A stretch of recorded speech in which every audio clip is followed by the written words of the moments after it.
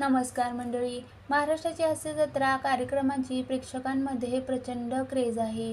टीव्हीवर, मोबाईलवर सतत हास्य जत्रा पाहणारे अनेक प्रेक्षक आहेत.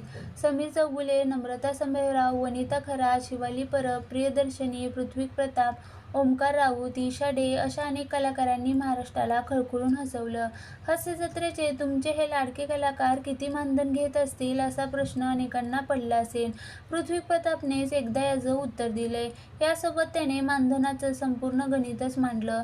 या सगळ्यांचं मानधन नक्की किती असेल यावर पृथ्वी प्रताप म्हणालेला की प्रत्येक कलाकाराला वेळोवेळी वेगवेगळी रक्कम मिळते. मग ही रक्कम प्रत्येक एपिसोडचे 20,000 पासून ते 2 लाख पर्यंत असते.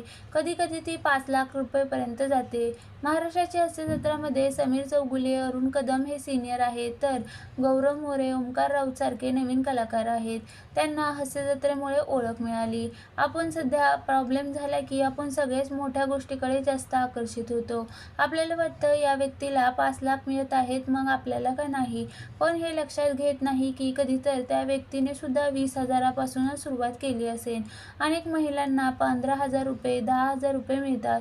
ज्युनियर आर्टिस्ट असतात त्यांना दिवसाला 800 रुपये मिळतात.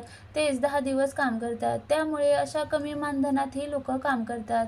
जेव्हा तुम्ही अगदी नवीन असता, पहिली डेली सोप असते, तेव्हा तुम्हाला सांगतात की दिवसाला 1,500 ते 2,000 रुपये मिळतील. आपण थोडे प्रसिद्ध झालो की अचानक कळते की आज तुम्हाला दिवसाला पगार 30,000 रुपये आहे. मग असं होतं की एवढे पैसे किती दिवस काम करणार? 8 ते 10 दिवस. मग ते दिवस खूप मोठे व्हायला लागतात, कारण आपण 10 दिवसात 3 लाख रुपये कमवलेले असतात. त्यामुळे यात अडकलं नाही पाहिजे. आपल्याला मिळणाऱ्या मानधनात घर सुरक्षित केले पाहिजे. मला आता 60,000 रुपये महिन्याला मिळतात.